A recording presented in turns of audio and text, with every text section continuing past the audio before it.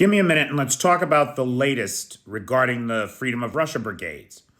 According to an interview in UATV today, this is today's news, the Freedom of Russia Legion, the Russian Volunteer Corps, and the Siberian Brigade, along with the Ishkarians, and maybe a couple of other groups, are holding the towns that they took inside of Russia.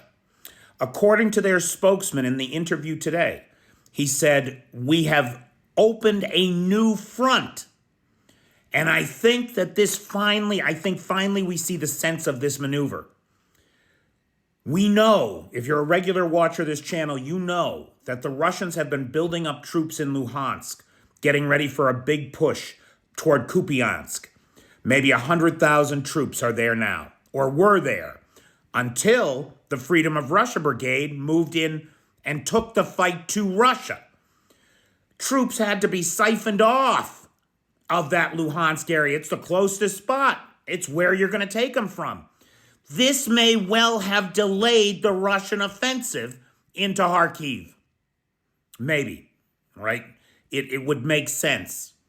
If they had to pull their reserves out in order to combat the problem in Belgorod and Kursk, that would make sense. And they need to do something about it because, according to the Freedom of Russia Legion, in the 2 weeks that they have been active in country, they have KIA or WIA 1,500 Russian personnel, destroyed or captured 171 vehicles, including armored personnel carriers and tanks, and captured 37 POWs.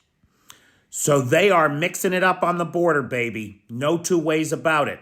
And changing the very dynamics of this war. It is worth mentioning that regarding the Moscow terror attack, the Freedom of Russia Legion made a statement blaming the attack on Putin.